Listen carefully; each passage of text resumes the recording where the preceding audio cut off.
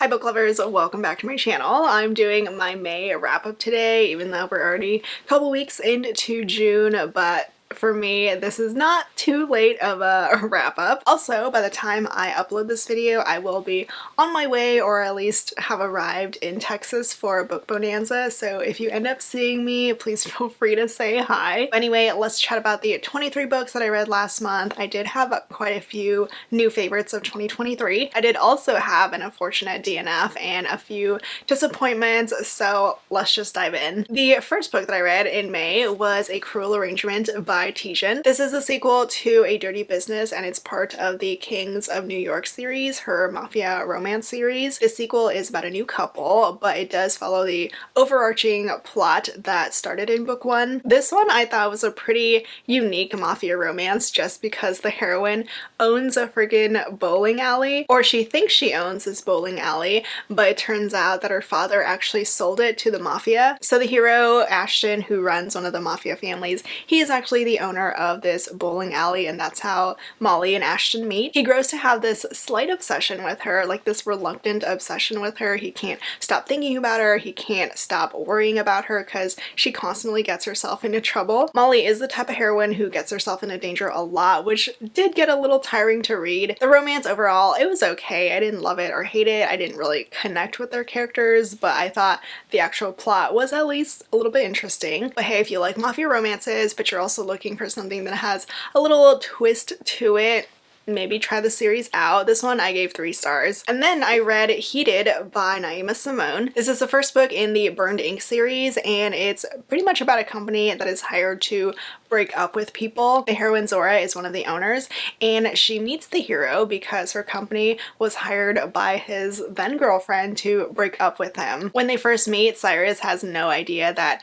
she is the one behind his very cold breakup, and this is actually the first time that Zora actually feels bad about what she does, what her company does, because Cyrus is a good guy. So it's a really interesting premise, very different, and I love the idea of this series. There's also some fake dating here for all the fake dating fans. Cyrus does ask Zora to accompany him to this work retreat. So there's quite a bit of drama going on here. First with Zora having to keep her job a secret. There's a lot of X drama as well. But overall, I liked it okay. I give it 3.5 stars. Not my favorite from Naima Simone, but I do like her writing and I always like her steam. I also read The Do-Over by T.L. Swan. This is the 4th and final book in the Miles High series. I am in the minority for the series because first, I don't love the series, but also my favorite is this 4th book. I don't know why, but The Do-Over was just a lot better than the first 3 books for me. So this is Christopher's book. He is the last Miles brother to get his story.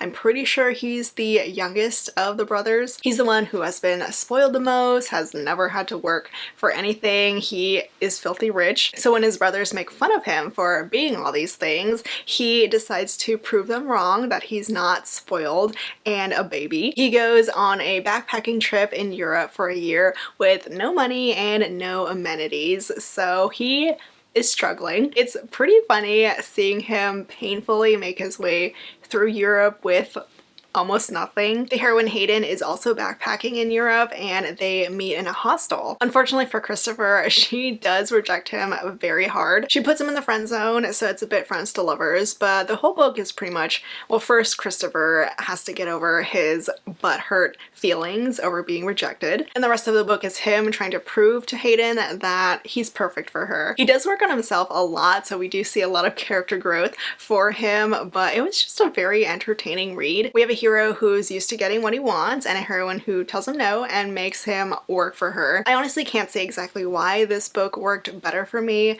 than the previous 3 books, but I had a lot of fun with it, so I give it 4 stars. And then you all know if Jessica Cain has a new release, I am going to read it. I always drop whatever I'm doing just to binge on those 50-60 pages. This newest novella from Jessica Cain is called Debutante's Curse, and it is ridiculous. It's her first reverse harem why choose novella. We have one heroine who ends up with 3 guys, and all of the guys are very, very different. So the setup of this one is pretty bonkers. The heroine at the beginning almost dies, and this random woman shows up and brings her back to life, but the heroine ends up cursed. She can never find any pleasure with just one man, so that means, of course, she has to be with 3 guys. One of the heroes is her guardian, who is much older than her. We do have quite the big age gap here. Daddy Kink, of course. The second hero is her fellow ward, who also lives with her and their guardian. And then the final hero is her former foster brother from her past, her childhood. We do have different elements of forbidden romance here, but it was okay. I gave it 3 stars. I was there for a good time, and I guess I kind of got it. My next read was Runaway Groomsmen by Megan Quinn. This is a rom-com about a guy who is at his ex's wedding to his best friend. This is the same ex who cheated on him with that best friend. So the hero kind of accidentally blows up their wedding and just throws them the middle finger while jetting off. Sawyer then runs away. He hides in this little small town where the heroine runs this cabin lodging business. Unfortunately, she is struggling to keep up with it by herself because her grandfather, who used to run the business, he has dementia. But when Sawyer shows up, he ends up helping her at first. He doesn't tell her that he's helping her around the place, but they do form this really sweet friendship. Fallon does have a boyfriend, so their romance is pretty slow burn, but they're so cute together. I loved how they got to know each other before anything actually happened. I will say though, for a Megan Quinn book, it's not laugh out loud funny. It was more cute than funny. Nothing too over the top happened besides the beginning with that ex's wedding, but it was a solid read, a very solid 4-star read.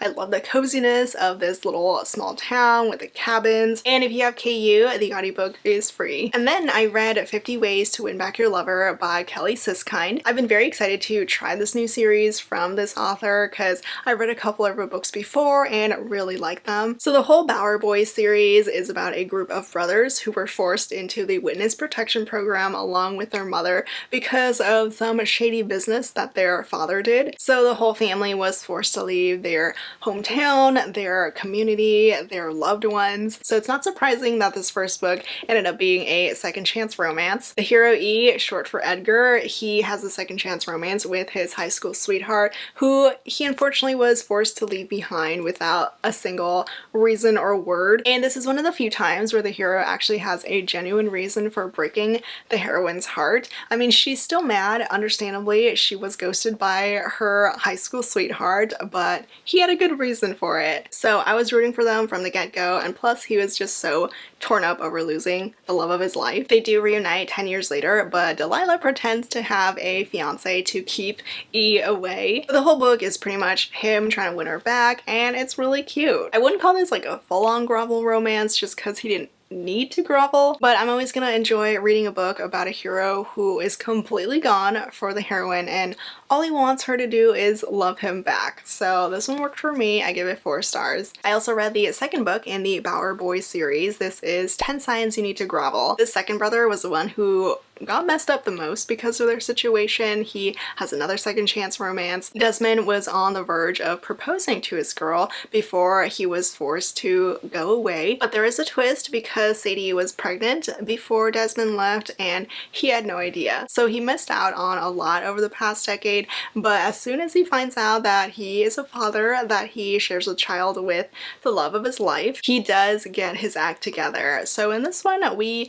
only get the hero's point of view, which wasn't my favorite. I would have loved seeing some of the heroine's perspective here. I mean, I like Desmond, I like the way that he changed, but I would have loved to learn more about Sadie and their son Max. I felt disconnected from their characters just because this book was so overwhelmingly about Desmond and his struggles. Still, it's not a bad second chance romance. I gave it 3.5 stars. We do get more of the small town vibes as we did from the first book, and I do really love the whole family dynamics of the Bowers. All the brothers are great. You can see how much they adore their mom. This one though, I just didn't enjoy quite as much as book 1. I then read Meet Me at the Lake by Carly Fortune. I was a little nervous to read this one just because I was not a fan of her debut Every Summer After, but somehow Meet Me at the Lake ended up being even worse. So I gave this one 2 stars. I did not like it. I didn't like these characters and I was so annoyed at how their story played out. This is sort of a second chance romance, but not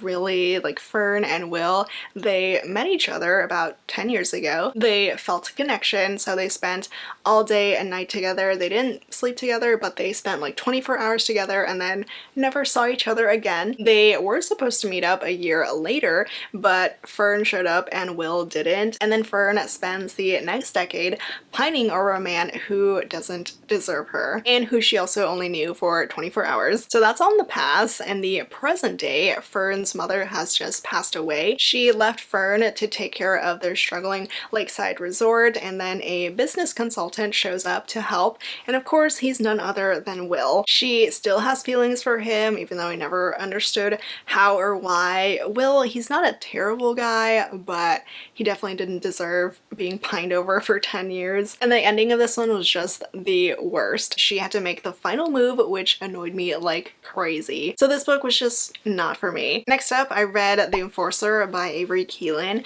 I was super curious to read another book from Avery Keelan because I read Offside last month or 2 months ago. I didn't really like it, but people said The Enforcer was a lot better.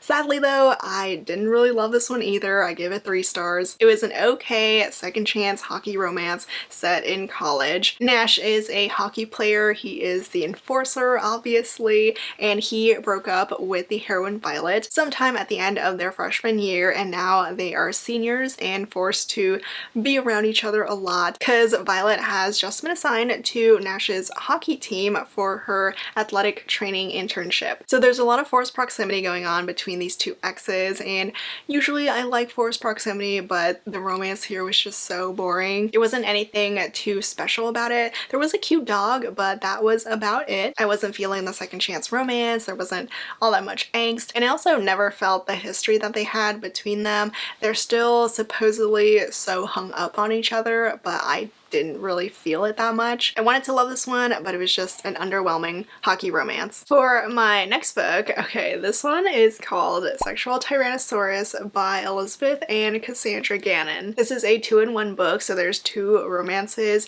each one written by a different sister. I only read the second one, which is called Taming the Tyrant Lizard by Cassandra Gannon, and yes, I read a dinosaur monster romance, and yes, I freaking loved it. I gave it 4.5 stars. First off, this cover is iconic, and second, I am a huge fan of Cassandra Gannon. I love her fantasy romances, so I honestly didn't even blink when I saw her come out with a dinosaur romance. She came out with a book with a T-Rex hero, like a humanoid monster T-Rex hero. So for all the monster romance lovers out there, you should try this one. Okay, so in this one, Knox, the hero, he is king of the dinosaurs in this realm, which is actually dying. He's also a single dad with a struggling relationship with his son. His son is honestly the funniest kid ever, but he has no self-discipline. He runs off every nanny that Knox has ever hired. And then the heroine, Danya, she is queen of the Amazons, and her one goal in life is to save the world. And in order to do so, in order to infiltrate Knox's castle, to save everything, she pretends to be a nanny. She makes up this incredible fake resume to get hired as Knox's son's nanny. The story is just totally bonkers, but I loved it. I had the best time reading it. It's over the top, hilarious, and so cute. I had no idea that I could enjoy reading a dinosaur romance as much as I did, but yeah, this is great. I mean, it could have been steamier than it was, but it was great. If you love a lot of humor in your fantasy romances, in your monster romances, I highly recommend this one. I then read The Comeback by Lily Chu. I've been excited to read another book by this author ever since loving The Stand-In. This new romance is another celebrity romance like The Stand-In, except this time we are in the K-pop realm. The heroine Ariadne, she's a lawyer whose job sucks the ever-loving life out of her. She basically has no life except for this job, and throughout this book you get to see her take a step back from it, learn about who she is and what she actually wants wants to do in her life. Romance-wise, we do have the roommates trope here. One day when Ari goes back home after work, she sees a random stranger in her apartment on her couch. Reasonably, she does freak out, but then she finds out from her actual roommate that that roommate is gone for this work trip, so her cousin is taking her place. Ji-hoon is staying over and taking over her roommate's room temporarily. He's apparently just gone through this awful breakup in Korea, so he's gone all the way to Canada to take some time off. The beginning of the romance here, the relationship between Ari and Ji-hoon, is so slow and so awkward. They really don't know what to do with each other, but once they get over that awkward hump, the eventual romance is so sweet and so cute because Ji-hoon is just the nicest guy ever. He was the calm to Ari's chaotic work life. I mean, there's still a lot of ups and downs between them, especially once the truth comes out about who Ji-hoon actually is. It's not a spoiler or anything, but Ari genuinely had no idea that Ji-hoon is actually a famous K-pop idol. The second half of this book is them navigating this relationship, Ari navigating a relationship with a very, very famous man. It's wild and different, and I just thought it was a very interesting read, so I give this one 4 stars. I also highly recommend the audiobook because Philippa Soo does narrate it. I then read The Fiancé Farce by Alexandria Bellefleur. It's another FF romance from this author, and this time we have a fake engagement and a marriage of convenience. One of the heroines, Tansy, works at her family's struggling bookstore. She constantly gets asked about her love life, which she is over. So she ends up making up the fact that she has a girlfriend, and the first person that she comes up with is a cover model on one of the books in her store. And then that actual cover model shows up at Tansy's cousin's wedding. They meet in real life, and Gemma goes along with that fake relationship. Gemma also ends up offering Tansy a marriage of convenience because Gemma needs a wife in order to get her inheritance, and Tansy does need money to help with her bookstore. These two were the perfect balance of sweet and hot, and I really, really like them together. So I did enjoy the romance, but there is a lot of family drama going on. There were a lot of secondary characters that brought this read down for me. If I had just gotten more of Gemma and Tansy by themselves, I definitely could have enjoyed this one more, but this one ended up being 3.5 stars. And then the worst book that I read in May, and honestly the worst book that I've read so far this year, is Romantic Comedy by Curtis Sittenfeld. If you watch one of my latest videos where I chat about reading 5 very popular books with pink covers,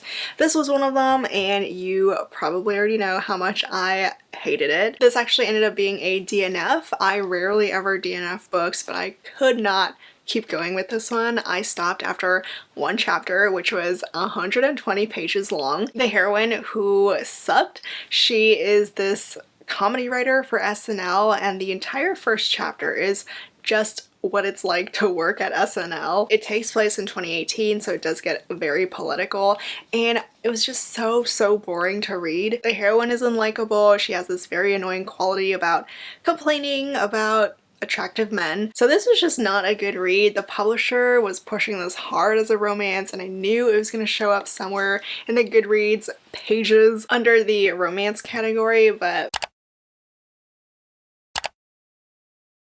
it was just so bad. I gave this one 1 star. Another pink book that I read was Happy Place by Emily Henry. This one I was so excited about. I love Emily Henry so much, but Happy Place is easily her weakest book for me. When I finished this one, I was so sad about it because I had so much hype for it. It had all the good tropes, but it ended up being not as good as I wanted it to be. We have a second chance romance, forced proximity, fake dating, and all of it should have worked, but it didn't. So Harriet and Wynne are part of the 6-person friend group.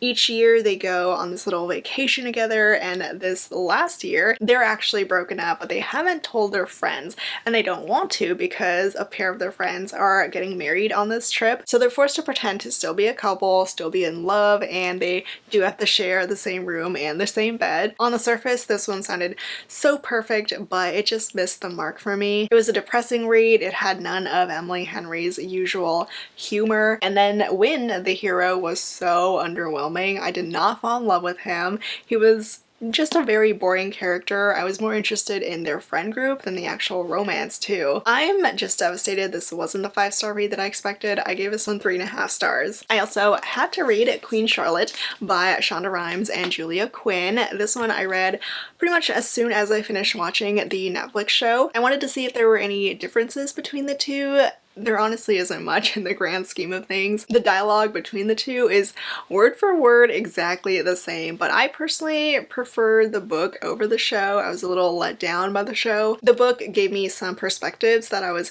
missing from the show, and it also didn't have all the annoying parts from the show that I didn't like. I gave this one 4 stars. We get both George and Charlotte's point of view in this read. If you've watched the show, you know exactly how this book plays out.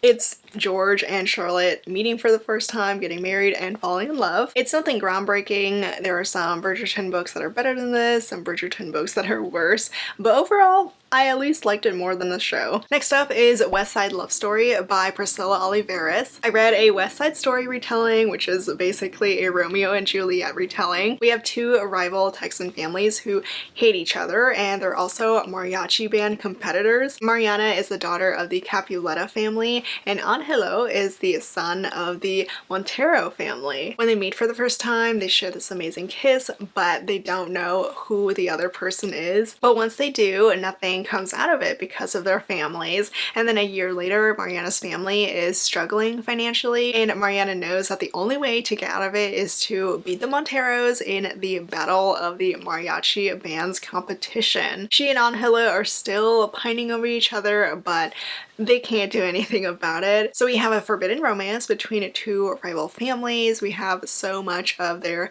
Latin culture, especially with the mariachi stuff. And since this is a Romeo and Juliet retelling, you can predict how it plays out, but it was still an okay read, so I gave this one 3 stars. And then one of my most anticipated reads of the year was King of Pride by Anna Huang, and I finally got to reading it. I had been so excited for Kai and Isabella ever since they were introduced in King of Wrath. I knew I was gonna love Kai, and I was 100% right. I mean, even though I didn't love King of Pride as a story more than King of Wrath, I did love Kai more than Dante. So this was 4 stars for me. I still had an amazing time reading Kai and Isabella's romance. It's a slightly forbidden romance. Kai is one of the billionaire members at the Valhalla Club where Isabella works as a bartender. There's a no fraternization policy between like the employees and the members, so if anyone catches them, Isabella's job is in jeopardy. But honestly, once these two start up their romance, they go on these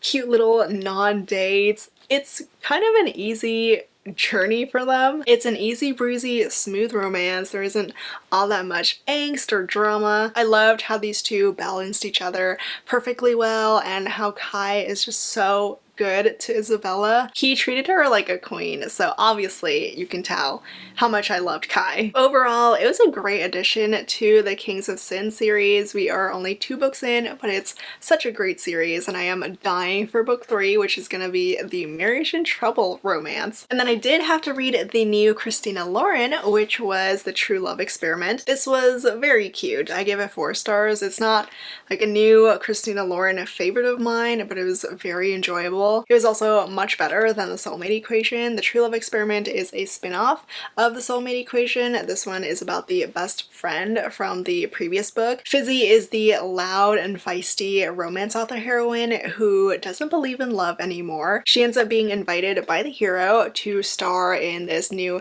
reality TV show that he's producing. It's pretty much The Bachelorette, but with a little twist. Connor, the producer of the show, he is hot, British, and a single dad. He's just the sweetest guy ever, and very much a total opposite of Fizzy. She is an extrovert, he is an introvert. They do get off to a rocky start at first, but then I loved how they slowly developed this very adorable friendship. They're cute with all their quips and their banter, but you can also tell that there's some chemistry going on between them. The book was just a very unique take on a reality TV show romance, and again, I really liked it overall. Fizzy was the star of the show here. I loved her character. I liked how the romance played out. I personally would recommend this even if you didn't like the soulmate equation, because that's how I felt. And if you did like the soulmate equation, you'll probably end up liking this as well. And then I read two back-to-back 5-star new favorites.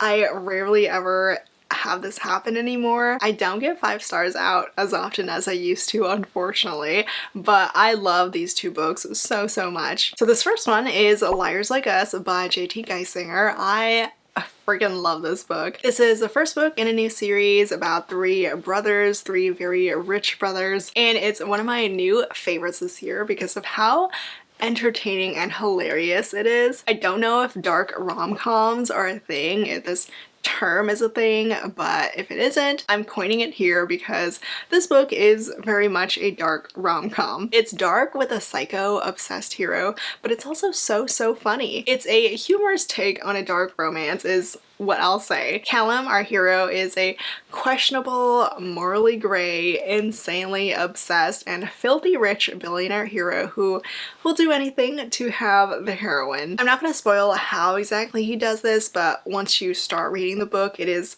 pretty obvious. It's not really supposed to be a twist or a secret, but yeah, Callum was great. I love a good obsessed stalker hero. Emery is your classic J.T. Geissinger heroine. She's full of sass, full of banter. Like the actual banter between Callum and Emery is fantastic. We have a marriage of convenience. Emery is on the brink of losing everything when Callum swoops on in and offers her a marriage of convenience and $20 million to help her out. He's just very unhinged and over the top, and it pushed all the right buttons for me, and also his dirty talk, chef's kiss. The book genuinely had me laughing out loud, so it was great. I loved it. I highly recommend it. And then my other 5-star read was In the Lives of Puppets by TJ Klune. This one I will say I'm not surprised that I loved it because I love TJ Klune. This new book of his is so precious and I loved every bit of it. It's like a sci-fi fantasy book. It's got robots, it's got a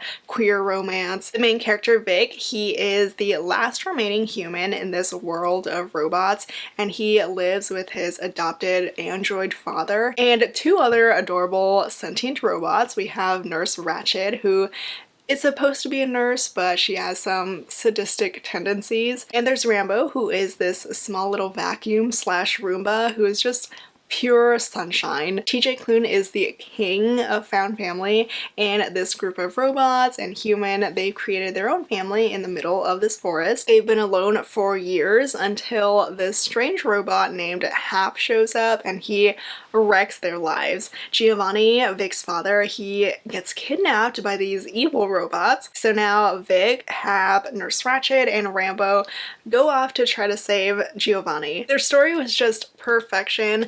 I fell in love with every single character in the story. Some parts towards the end had me choking up. I will say though, Nurse Ratched and Rambo stole the show here. They were so funny and so adorable. Every scene that they're in is either hysterical or unbelievably heartwarming. There's also a slow burn romance between Vic and Hap, and I don't even know how TJ Klune did it, but he got me so emotional over these damn robots. It was a beautiful story and yet another incredible book by one of my favorite authors. And then, like everyone and their mother and father, I read Fourth Wing by Rebecca Yarros. There has been so much hype for this book, and it's actually been really interesting seeing the frenzy people have been getting into over it, mostly because Rebecca Yarros has been writing romances for years, but this was her first fantasy romance and it's gotten her so much more recognition now. I'm genuinely so happy for her though. I am so glad that she wrote a fantasy romance, that she came out with a fantasy romance, and that people are loving it. But did I love Fourth Wing as much as everyone else did? Yes and no. It's not my new all-time favorite fantasy romance. It didn't blow my mind, but I still had such a great time reading it. So it was a 4-star read for me. It was a solid fantasy. I love the world building. I love the dragons especially. But the romance was a little weak for me here. I'm planning on going a little bit more in depth with my thoughts on a future video, but I still like this one. The dragons were epic. I mean, some things about the story were a little predictable, like who Violet would end up choosing, like dragon-wise, but the ending did take me by surprise. Xaden, the hero, he surprisingly was a little underwhelming for me. I didn't fall in love with him. He just didn't feel all that unique to me, but the dragons were 100% my favorite part about this book. I'm very invested now. I definitely want to learn more about this world, and I'm excited for the sequel. And then my final 2 reads of May were 2 novellas. They're 2 fantasy romance novellas by Bree. I read the 2 prequel novellas in the Mortal Fate series, and the first one is The Scepter. I definitely recommend reading both novellas before The Crown of Oaths and Curses, which is the first full-length book, because both novellas are setting up the whole world. They give us background on the main characters. We have an MF couple in this fantasy romance series, and The Scepter is from the heroine's point of view. Rook is the last remaining female witch in her coven, so in this novella she goes off to find this other witch to try to discover what she needs to do next. We get to learn a little bit about this world, all the different creatures that exist, the magic that Rook has, and of course the romance, which is fated mates. They don't actually meet yet. They haven't seen each other, but they do communicate with each other through their minds. So neither of them know that they're actually supposed to be enemies, because she's a witch and he is fae, and they do not get along. But this was a great start to this whole series. I love this little glimpse into the world, and it has me very excited to read The Crown of Oaths and Curses. But overall, this novella, I give it 4 stars. The second novella is The Sword, which is from the hero's point of view. Soren is known as the Savage Prince because of all the bloodshed that he has committed. He is the prince of the Unseelie court, but he can't take the throne until he claims his fated mate. There's a lot of political intrigue in this novella, which was okay. We learn a little bit about the war, the treason, all the betrayals and drama going on in the high courts. It's pretty much just more world building packed into this novella, but I didn't enjoy quite as much as The Scepter, so I'm giving this a 3 stars. And again, I do recommend you read both novellas before diving into The Crown of Oaths and Curses. There's a lot of information that you probably need going into that first full-length book, which, by the way, I am so freaking excited to read. I love Bree, and I love that this fantasy romance is enemies to lovers, but also fated mates. I don't know how exactly that's gonna work, but it should be fun. And that's a wrap on my May wrap up. Those were all 23 books that I read last month. If you've read any of the same books that I mentioned, let me know your thoughts. As always, links to everything will be down in the description below. Thank you so much for watching. I hope you enjoyed this video, and I'll see you all next time. Bye!